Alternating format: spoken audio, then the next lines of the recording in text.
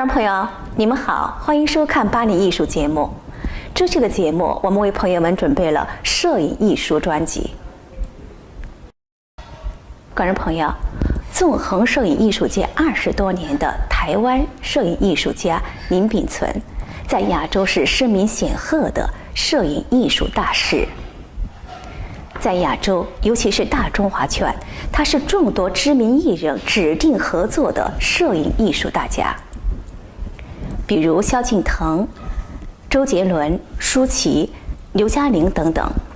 林秉存在大中华圈有 MV 教父之称，他主要的摄影作品以唱片、人物写真为主，多次与台湾及美国举办摄影展，得到极大的关注，获得极高的评价。多年来，林秉存持守初心，坚持用底片拍摄到暗房洗片，全心全意地对待自己的每一件作品。在这个时代，当大家都在使用数码相机以及方便的修图软件的时候，他却选择坚守传统，采一颗匠心，以艺术家的视角，用心用镜头捕捉住每一个最精彩的瞬间，再把它定格成永恒，且让每一件作品都能呈现出它本身应该具有的独一无二的特色与美。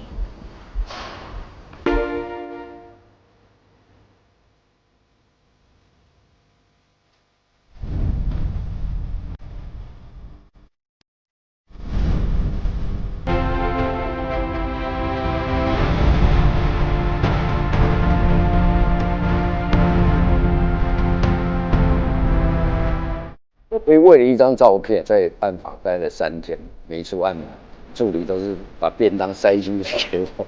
我说他妈我没弄出来，我不出来。就是我觉得那个态度很重要，就是你要有这样的心态，你自己你才有机会在这个市场上让人家看得到。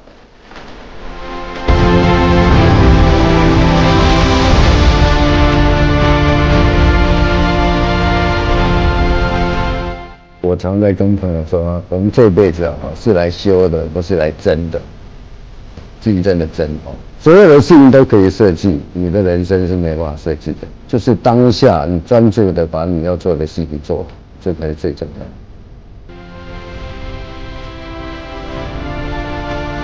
我很多贵人，我一辈子都是贵人。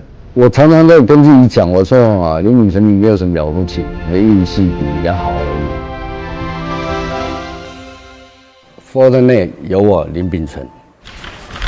2009年，林秉存创立了一份艺术家时尚的名为 A-Book 的线上杂志。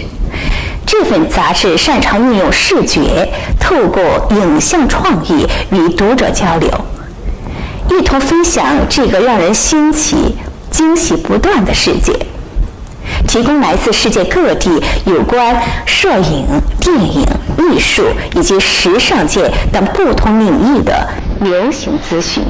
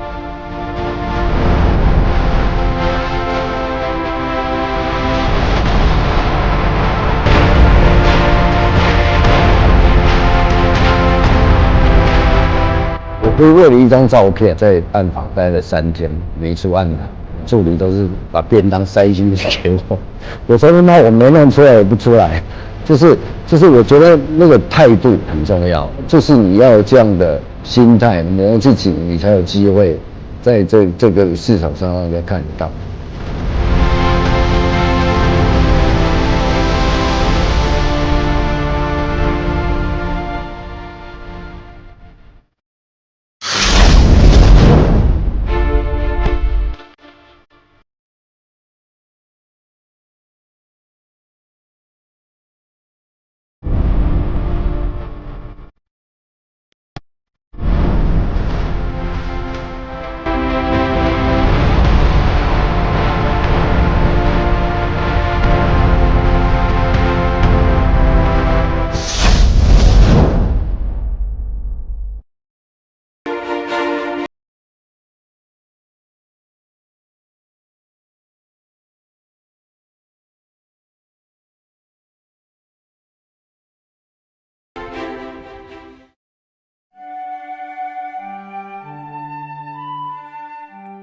Je présente au stand de la Galerie Lelon une série d'études de main que j'ai faites cette année, en 2017, qui est ma dernière série, ainsi que 3 portraits. Un portrait que j'ai fait en Inde, en 2003, et un autre portrait que j'ai fait également en Inde à Belarus. La série sur la main, en fait, je prends les premières images que j'ai faites quand j'ai commencé la photographie il y a une trentaine d'années, c'était également des études de main, et c'est un sujet récurrent que j'ai traité un peu dans tous les pays, durant mes portraits de voyage ou durant mes voyages. Et là, cette année, j'avais décidé de me concentrer vraiment sur une série spécifique sur les mains. La main étant l'unique sens qui ne soit pas situé sur le visage. Moi qui ai une passion pour les portraits et qui suis portraitiste, la main a une symbolique particulière, c'est l'organe du toucher, de la sensualité, c'est également l'organe de l'identité, enfin, le lieu de l'identité de par les empreintes, le lieu du passé avec les lignes de la main. Plus le fait que c'est le langage des mains et un langage universel commun à toutes les cultures. Dans cette nouvelle série, j'ai réalisé une vingtaine d'images, certaines avec des symboliques, je pense assez claires comme celle-ci, où il y a la main et le feu, la main et l'eau, ici il y a l'abandon, toujours avec le même modèle. Mon travail, il y a tout le travail de portrait sur les questions de l'identité, de l'altérité, le visage, un travail sur les nus, un travail sur les végétaux.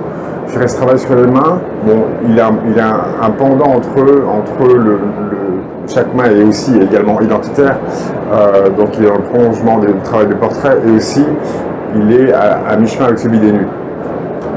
Et je traite les mains un peu de même manière que les végétaux, vraiment comme des portraits également. Chaque main est isolée du fond et éclairée pour elle-même.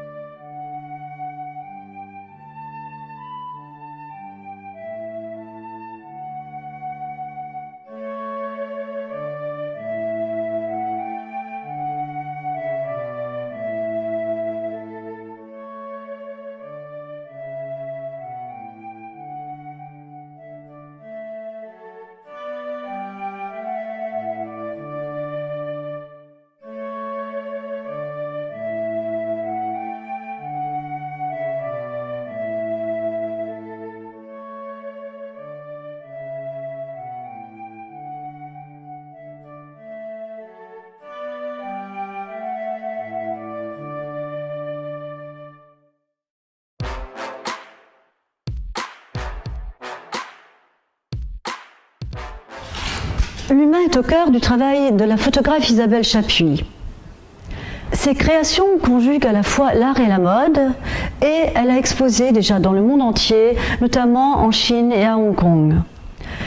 Elle a eu entre autres également le grand honneur de réaliser la conception et les photographies du Grand Musée du Parfum à Paris.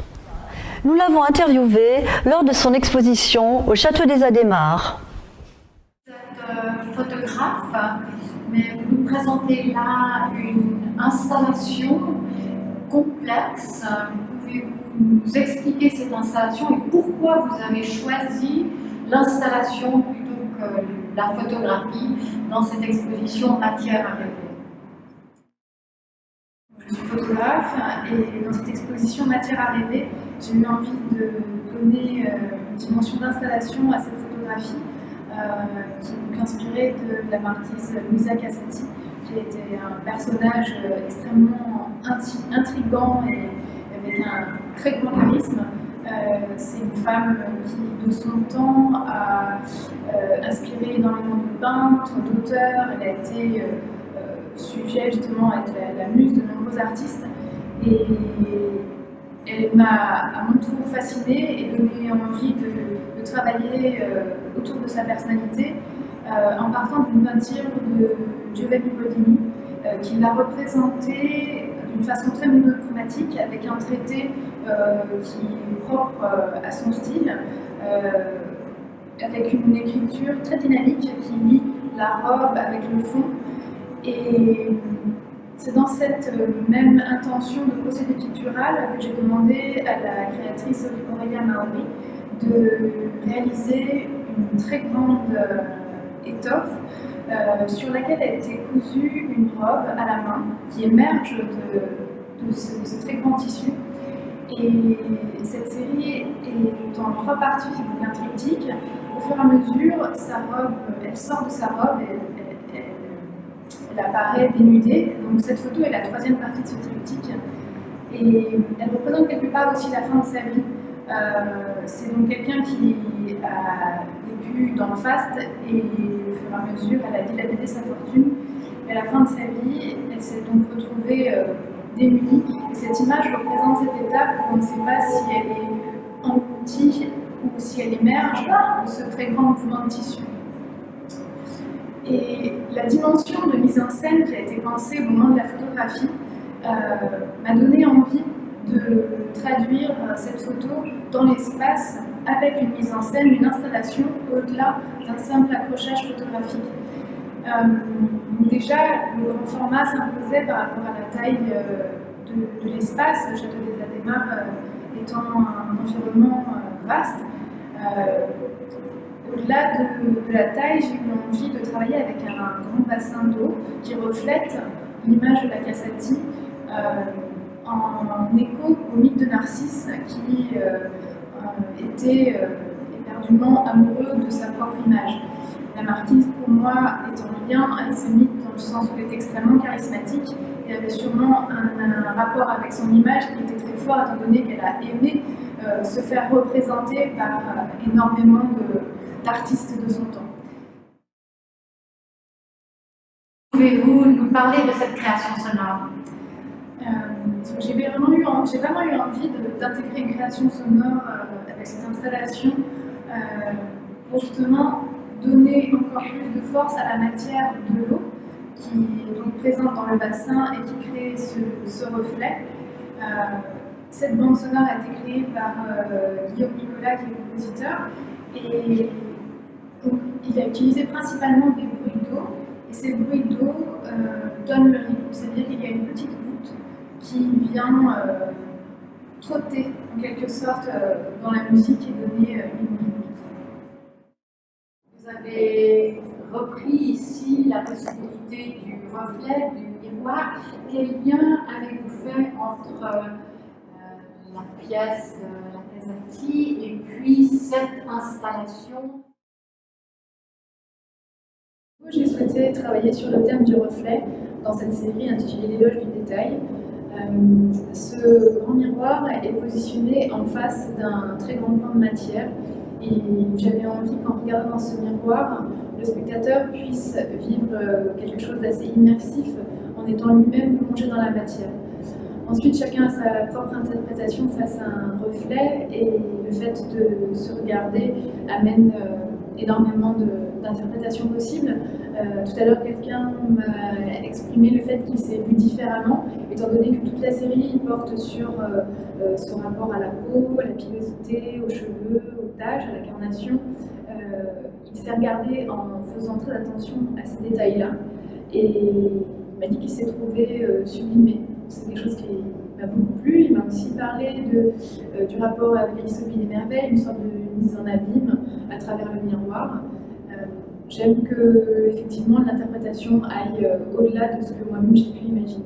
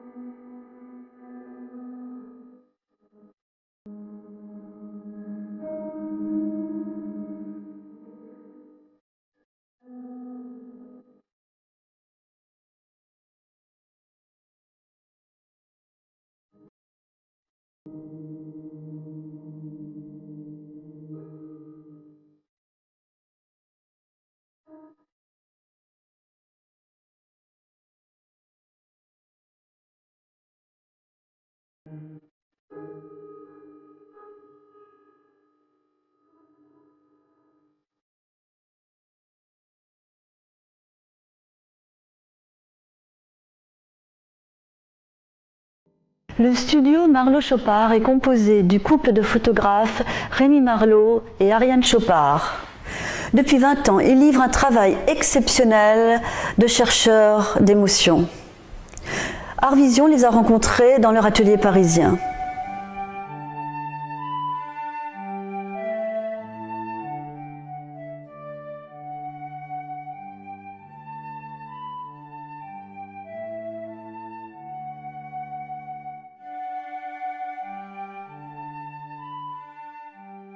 On se disait que finalement la question du rêve était très importante, arriver à décoller la question du visible, c'est-à-dire qu'on se promène, on s'arrête, on regarde, on fait une photographie, et cette photographie de ce visible, il faut qu'elle arrive à dépasser la question de la représentation.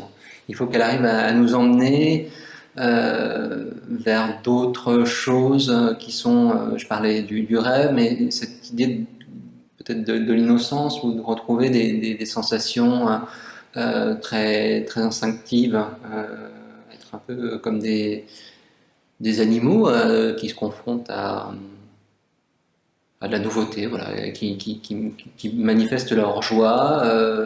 En revanche, on essaie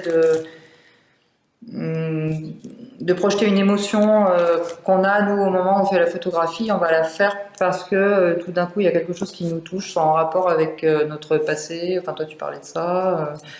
Il y a des questions qui reviennent systématiquement, la question du temps. Je parle de la question de la mort qui est très présente aussi en filigrane dans notre travail. des choses comme ça qui sont pas immédiatement visibles dans l'image quand on la regarde au premier abord, mais qui finalement s'imposent par des voies détournées. Je crois qu'on est toujours sur un décalage en fait. D'un coup, les petites choses, l'arrière d'un jardin, l'arrière d'un hôtel, le côté d'une plage, on découvre finalement ce qu'il y a de la patine, ce qu'il y a de l'usure, ce qu'il y a vécu. Et cette question de vécu de patine, elle est importante dans notre travail parce que on se rapproche assez souvent de la peinture, la question du glacis, de la composition, cette précision à la fois de la dans une peinture mais dans une photographie, cette composition, cette description au scalpel qu'on fait du visible, elle permet de récupérer cette histoire de la beauté, hein, des petites choses, la lumière sur les choses. Hein. Bien souvent, c'est la lumière qui fabrique les endroits qu'on regarde. Ça peut être un tronc d'arbre, une Vespa derrière une grille, avec la mer derrière. Tout d'un coup,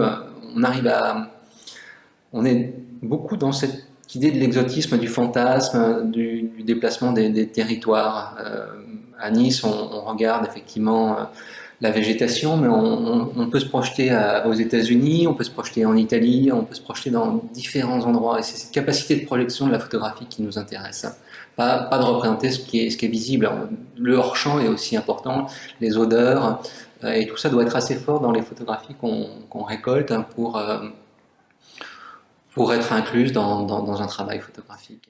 Je crois que c'est la poésie des choses qui nous intéresse à travers aussi les matières, les textures, ces choses-là qui nous plaisaient aussi, notamment en peinture. La couleur aussi est quelque chose qui va nous attirer.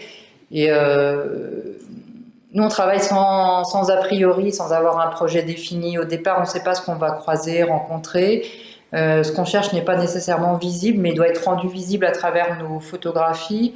Il ne s'agit pas de décrire un lieu, mais d'aller dans cette recherche, je pense qu'il est assez poétique de la matière, du vivant à travers le paysage, parce que ce qui nous intéresse, c'est la petite plante qui pousse, la mousse, toutes ces petites choses qui ne devraient pas forcément être là, auxquelles on ne prête pas forcément attention et qui tout d'un coup prennent une dimension, je crois, poétique pour nous. Ce qui nous intéresse, au fond, tu disais la petite plante, c'est la fragilité de la vie. Hein.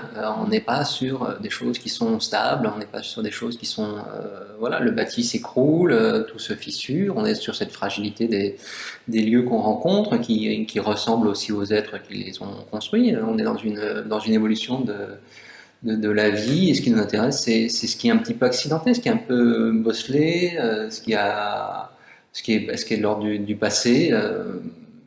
Voilà, ce mélange, cet équilibre difficile de la vie, voilà, c'est très beau à un moment donné, c'est tout neuf, et puis ça commence tout simplement à vivre, à se dégrader comme...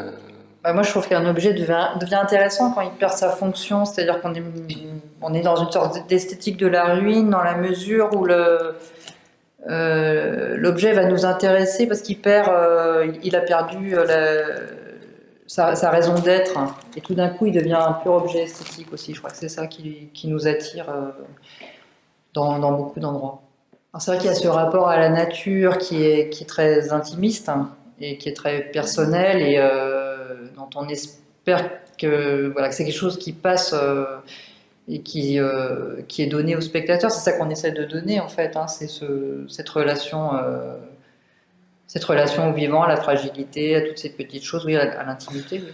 Ce qui fait que, je sais pas, qu'on arrive à dessiner un monde où on a envie de vivre aussi, hein, c'est un peu ça aussi. Je crois un des buts, une des raisons pour lesquelles on fait ce métier, c'est aussi pour se dessiner un monde dans lequel on peut vivre heureux.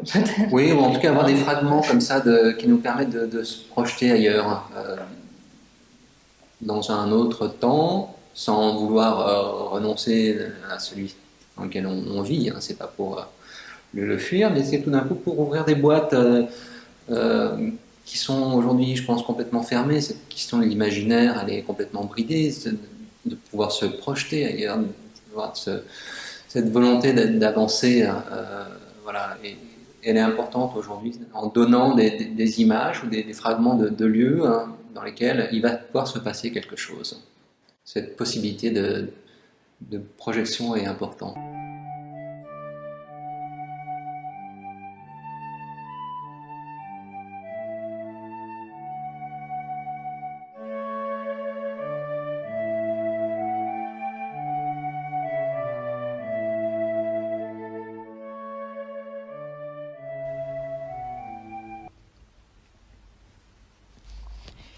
纽约的现代艺术博物馆每2年举办一次新的摄影展系列。近期的摄影艺术展，观赏者会欣赏到艺术家们引人注目的创意。今年的作品主题是存在，摄影艺术家们用镜头捕捉、表达、呈现他们眼中的人类社会。新摄影是博物馆的当代计划的关键部分。自1985年以来，该系列由来自世界各地的100多位艺术家推出了新作品。开展日期5月29号。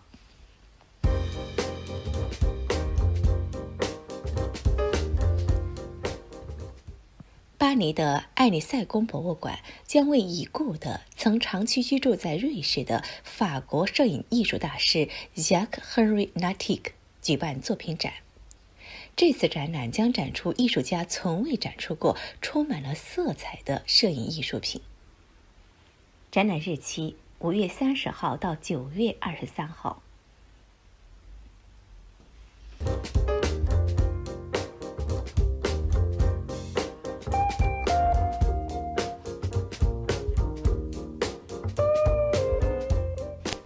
1968年是一个具有历史意义的年代。新的时代载着人的梦想开始，而另一个时代结束。那些已经离我们远去的艺术大家们，用照片、绘画和海报，将这些旧事、旧物、旧时光铸成了永恒。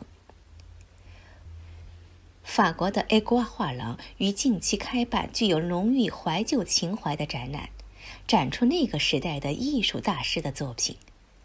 开展日期5月16号直到6月2号。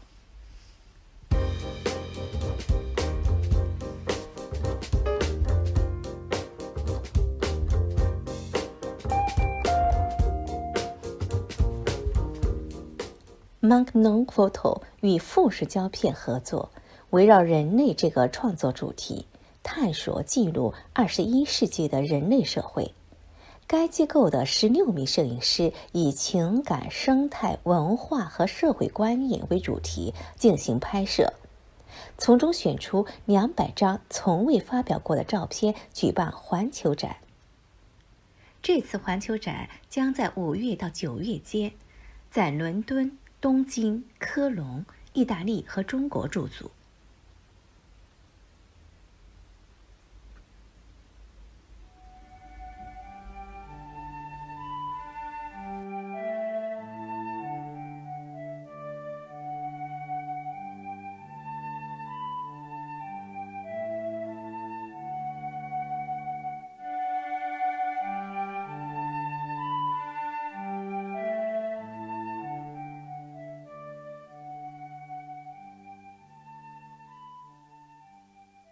这期的节目到这儿就结束了，我们下次再见。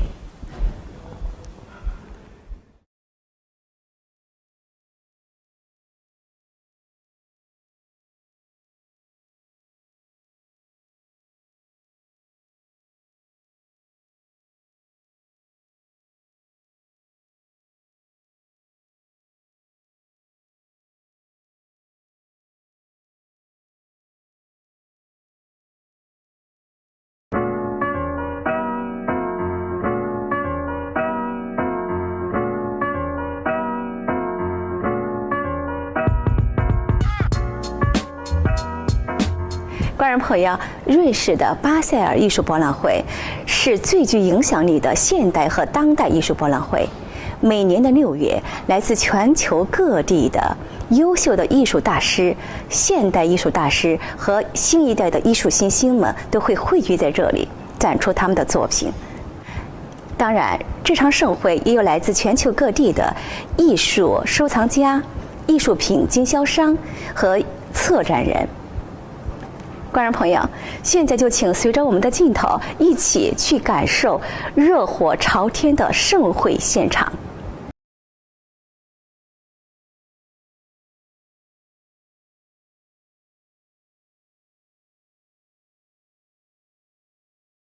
Une artiste contemporaine basée à Stockholm. Elle est représentée par la galerie David Zwirner de New York. Elle est l'une des artistes suédoises les plus reconnues dans le monde, expose notamment aux États-Unis, à Los Angeles, Dallas ou Santa Monica. Les grands collectionneurs français Daniel et Florence Guerlain ont bien voulu répondre à nos questions. Pour nous, ils sont tous potentiellement lauréats, c'est-à-dire qu'ils sont tous au même niveau et tous de grande qualité. Et Maman Anderson, Karine, de son prénom, de son vrai prénom, est une de celles qui a été appréciée plus particulièrement par le jury. Mais on ne sait pas la pensée profonde des autres, et tout le monde n'a pas voté pour elle. Mais nous ne connaissons même pas le résultat. On sait qui a eu le prix, on ne sait pas combien de voix elle a eu, combien les autres ont eu. On ne veut pas le savoir en fait, parce que c'est important que ça reste de secret entre il y a un gagnant et les autres, il n'y a pas un deuxième, un troisième. Pour nous, l'important, c'est les trois artistes. C'est un prix qui représente un peu d'argent, 15 000 €. Les deux autres ont 5 000 €. Et ensuite, on achète une œuvre de l'artiste pour le cabinet d'art graphique du Centre Pompidou. Pour s'amuser, on dit pour l'institution, parce qu'effectivement, ça pourrait être à un moment donné une autre institution que Pompidou, mais comme nous sommes très attachés à cette institution, puisque vous savez qu'on a donné beaucoup de dessins, donc on ne voit pas pourquoi on irait ailleurs. On a été approché par le Salon du dessin pour montrer notre collection à l'époque. Comme chaque année, il y a une collection institutionnelle ou privée. Et à partir de là, après cette exposition, on nous a proposé de montrer notre prix ici, qui était un vrai plaisir. Donc c'est depuis 2010. Et on y est. D'abord, c'est un salon absolument exceptionnel, connu du monde entier. Il y a quand même plus de 25 ans qu'il existe. Donc c'est pour notre prix très, très important. Et ce mélange en plus de l'art contemporain et de l'art plus ancien est très bien, parce que ça montre qu'il n'y a pas de limite et qu'il n'y a pas de frontières en tout cas. En revanche, ce qui peut rattacher un petit peu tous ces dessins, c'est que beaucoup ont été faits à partir d'images. En fait, ce qu'elle fait, c'est qu'elle collectionne les images. C'est une grande collectionneuse d'images. Depuis toute petite, elle nous a expliqué qu'elle allait trouver des images dans les livres, dans les magazines. Elle chine aussi beaucoup. Elle achète des photographies anciennes sur les marchés, dans les brocantes. Et elle a tout un tas d'images comme ça qu'elle entrepose dans son atelier par catégorie. Elle a des paysages, des portraits. Et quand elle est un petit peu en manque d'inspiration, elle va farfouiller dans ces images et voir celles qui l'inspirent. Alors l'idée, c'est pas de les reproduire de manière mimétique, un peu bête, mais plutôt voilà, de s'inspirer des formes qu'elle va pouvoir trouver dans ces images.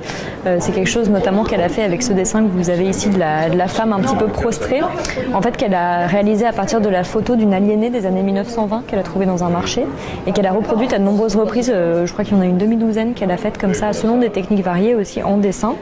Voilà, donc un motif qui l'a particulièrement intéressée. Là aussi, par exemple, ce que vous avez là, le veau et le chien au pastel noir, c'est une image qu'elle a trouvée dans un livre de contes russes. Donc voilà, c'est des images qui l'inspirent, à partir desquelles elle va broder, créer une atmosphère parfois différente.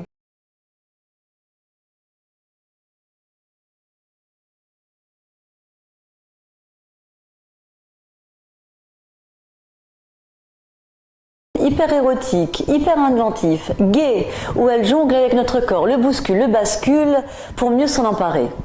Du super pop d'aujourd'hui. Sa silhouette de superwoman se promène dans le monde entier, entre Art Basel et la Biennale de Venise. Elle a réalisé ici un travail sur le corps de la femme, traité comme une marchandise, symbole de la société de consommation du monde d'aujourd'hui. Performance que j'ai intitulée I Love Marx. Et en fait, c'est la suite de mon travail où j'ai déjà fait une performance qui s'appelait Eve Waiting for Love et Eve Waiting for Success avec les indices boursiers comme le CAC 40, le Dow Jones, etc. Et là, pour ce travail, donc j'emploie des ouvriers chinois qui emballent les barquettes I Love Marx dans l'idée de l'usine et de l'emballage industriel. Voilà, c'est cette performance que je présente. Et je présente également un énorme frigo rempli de barquettes d'Eve Waiting for Love et Eve CAC 40. Quel est le but justement En fait, c'est la continuité de mon travail. Je fais tout un travail sur le corps et en l'occurrence le mien. Et donc c'est le corps emballé, le corps comme marchandise, le corps en fait aussi sur la massification des corps ou des objets, de tout ce qui est en rapport avec la consommation, l'usinage, tout le processus d'usinage également. Ça c'est le frigo et l'idée en fait c'est vraiment de présenter ce travail comme dans un magasin, une grande surface en fait.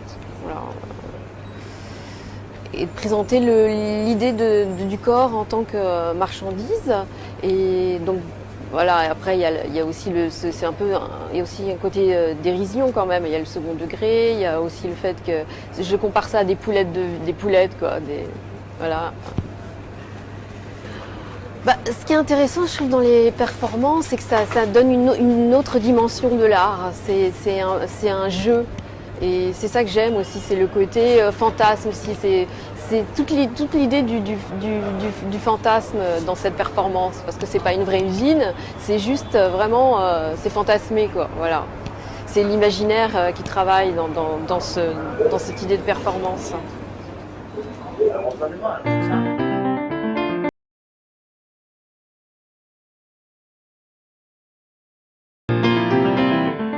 90 ans et toujours dans le vent, Agnès Varda est l'une des rares réalisatrices de la nouvelle vague. Elle a notamment réalisé les films Cléo de 5 à 7, Sans toi ni loi et plus récemment Les plages d'Agnès en 2008.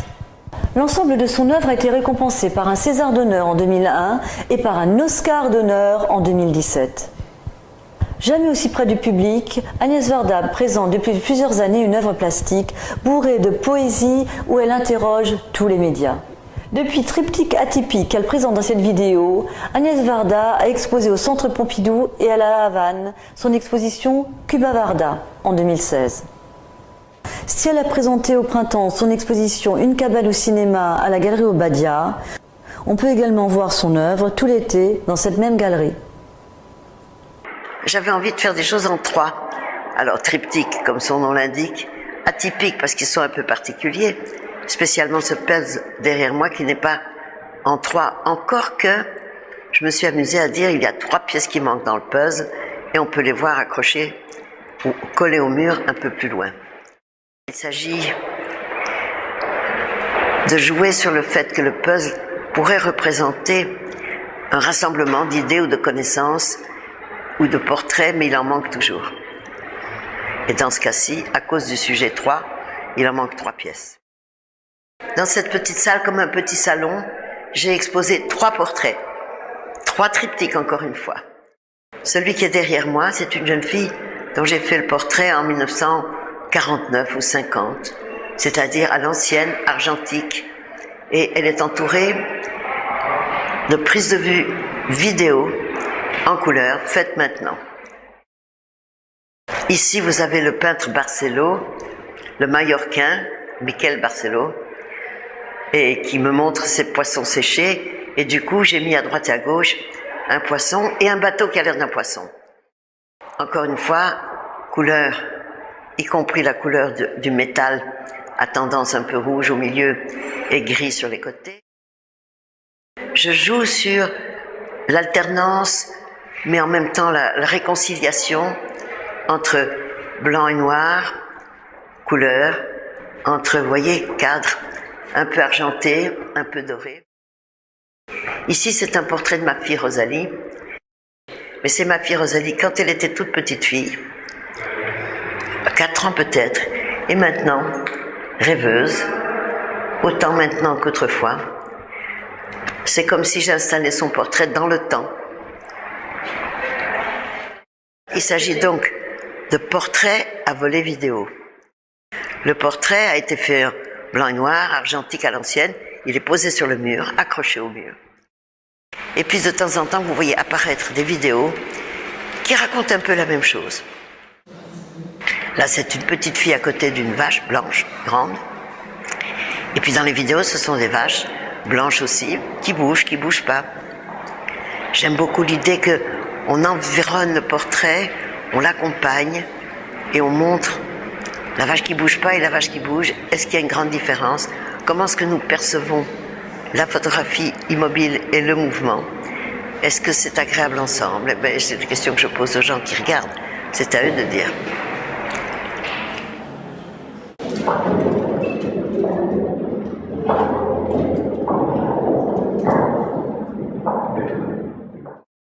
Et c'est encore le chiffre 3 qui m'a inspiré une définition de la beauté, qui est décrite dans un petit papier d'ailleurs, qui est donné à tout le monde, qu'on peut lire. Beau comme la rencontre fortuite sur une table de dissection d'une machine à coudre et d'un parapluie. Citation de Isidore Ducasse, comte de Lautréamont, et que j'ai souhaité illustrer d'une certaine façon pour s'amuser, avec effectivement, il faut vous voyez de près, table de dissection, un parapluie, une machine à coudre.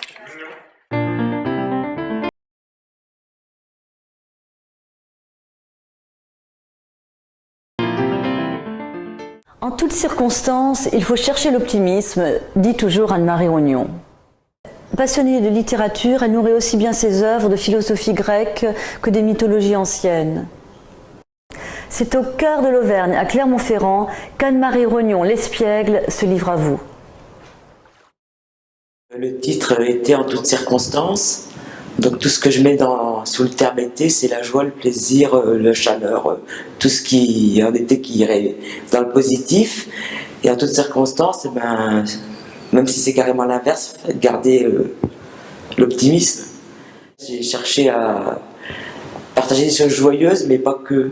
Donc des fois il y a des piscines, mais il n'y a pas beaucoup d'eau. Il y a une maison, mais il n'y a pas les deux côtés. Donc il y a plusieurs thèmes, le thème des balançoires, le thème des chapeaux.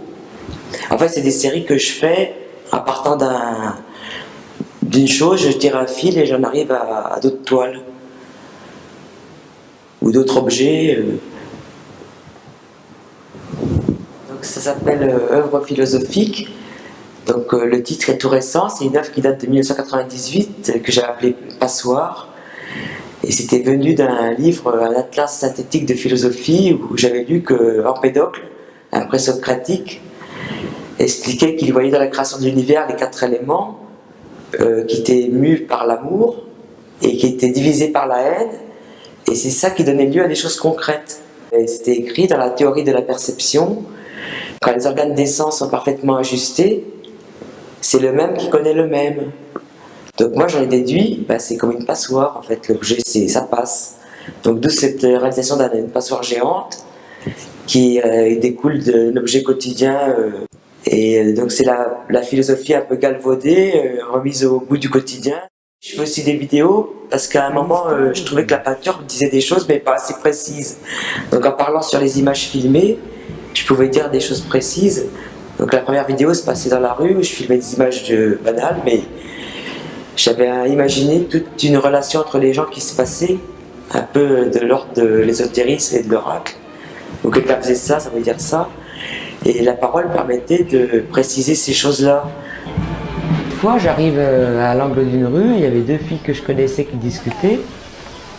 Je vais pour dire bonjour et j'entends moi de toute façon, j'en ai pas de démarche artistique. Alors je lui dis ah bon, marche voir. Puis je lui dis si quand même. Ensemble. Je dis même pas.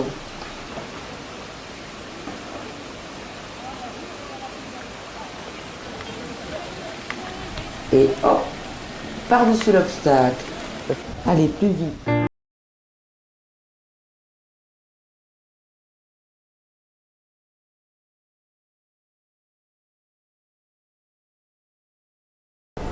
La lauréate du prix Soun 2017 s'appelle Christelle Théa. C'est une jeune artiste d'une petite trentaine d'années qui fait un travail de portrait, on pourrait dire, mais pas entendu au sens convenu du mot. Ce sont surtout des captations qu'elle fait en direct de situations vécues, éprouvées, partagées, dans un principe de travail donc de prise sur le vif. Par exemple, elle peut aller assister à une conférence d'un philosophe et vouloir faire le portrait de ce personnage. Alors elle va le croquer à sa chair devant le micro et en même temps elle va l'entourer sur toute la surface de sa feuille de certaines bribes de ses paroles. Et en même temps, elle vient de faire une exposition dans un lieu institutionnel d'édition où elle a fait finalement le portrait de l'atelier. Et là, elle est en ce moment en résidence à Budapest. Donc elle découvre tout un autre univers. Une artiste tout à fait intéressante et assez singulière dans son fonctionnement, dans sa posture artistique.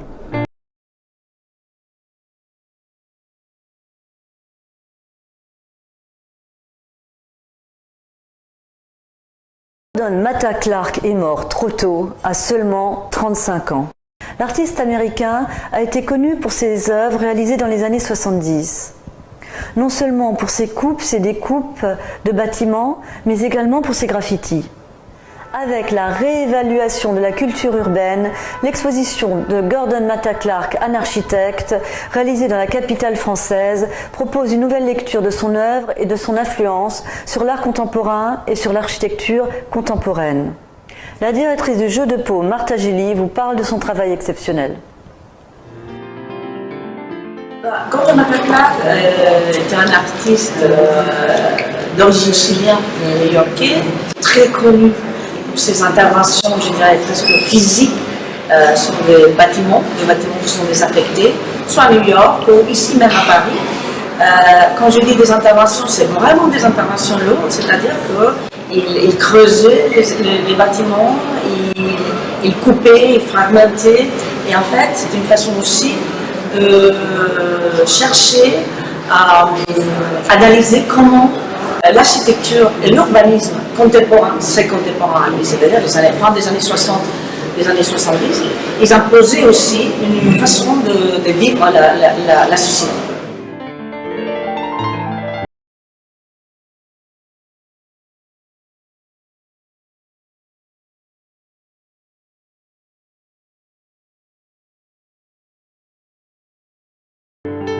Gordon Matta Clark, on peut le définir comme un performeur, c'est-à-dire il travaillait avec son corps. La plupart des images qu'on trouve ici, ce sont des images qui sont faites par lui, de ces bâtiments creusés, de ces trous, de ces vues coniques sur d'autres espaces. Et ici, on trouve des images faites par lui, mais aussi des films et des images faites par d'autres personnes que lui, il a vraiment contrôlé pour montrer exactement comment ce travail physique était mis en œuvre. Et il y a toute une salle qui est dédiée à ce travail réalisé ici à Paris parce que Gordon Matta Clark, il a étudié un an ici à la Sorbonne, à l'université de la Sorbonne, et il a travaillé beaucoup à Paris, notamment dans un projet qui est très très connu, qui est réalisé en 1975, qui était l'intervention sur les bâtiments qui étaient en train d'être détruits pour construire à sa place le centre Pompidou. Et que lui, pendant 15 jours, il a l'occasion de percer. Et c'est ce travail-là, avec ces films et ces photographies qui sont très intéressantes. Je pense que c'est important de penser qu'il s'agit d'un artiste que déjà aux années 70, parce qu'aujourd'hui on a beaucoup d'artistes qui font des performances, mais déjà aux années 70, il s'est posé des questions sur la pertinence de l'organisation de la ville, de l'architecture et de l'urbanisme, avec utilisant son propre corps et les corps des bâtiments. C'est-à-dire que le corps humain et les corps de la ville, il arrive en sorte et stabiliser en sorte de dialogue. Et c'est très important aujourd'hui parce que, en fait, on se pose les mêmes questions aujourd'hui. D'accord.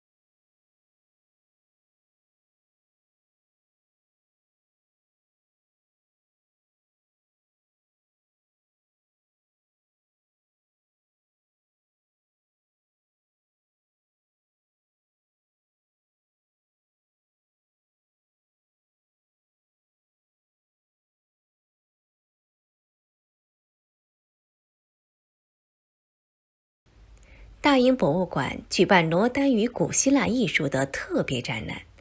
此次展览是第一次将罗丹深受古希腊雕塑启发而创作的作品与他所欣赏的帕特隆神庙雕塑一同展出。同时展出的还有罗丹的许多石膏、青铜和大理石雕塑原作，如思想者和吻，还有罗丹自己收藏的古物。展览直到7月29号。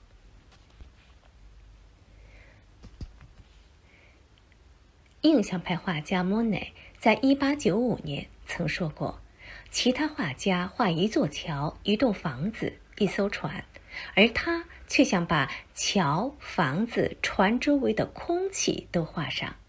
在这些空气中，你能发现光之美。近期，英国国家美术馆举办了莫内与建筑的展览，观者能通过作品了解到莫内如何通过建筑绘画探索阳光、雾和反射的魔力。这也是近20年以来英国首次举办莫内作品大展，并将首次聚焦画家与建筑的关系。此次展览回顾了莫内漫长的职业生涯。展览直到7月29号。泰特现代美术馆有一场名为《泰国人性》的展览。此次展览将回顾20世纪中后期活跃于伦敦的一批艺术家的作品，包括卢西安·弗洛伊德和费朗西斯·培根等人。他们的画作致力于以私密的视角来展现人的形象、人与物与周围环境的关系。展览直到8月27号。同样在泰特现代美术馆举办了名为毕加索1932爱、名声与悲剧的展览。本次展览是泰特现代美术馆举办过最重要的展览之一，将按照时间顺序展出超过100幅毕加索于1932年完成的作品，包括绘画、雕塑等等。这一年在毕加索的创作生涯中具有十分重要的意义，被他称为奇迹之年。这一年中，毕加索的绘画达到了一个新的高峰，不仅创作了许多他最为钟爱的画作，而且声名鹊起，成为20世纪早期最具影响力的画家。本次展览中，我们还能欣赏到以毕加索当时的情人为灵感创作的作品，这将是这些画作在1932年以后首次共同展出。德国柏林旧国家画廊将展出约100件以旅行为主题的作品，分为5个主题：发现自然、人生旅程、艺术家的流浪、漫游者、阿尔卑斯山两侧的风光。展览直到9月份。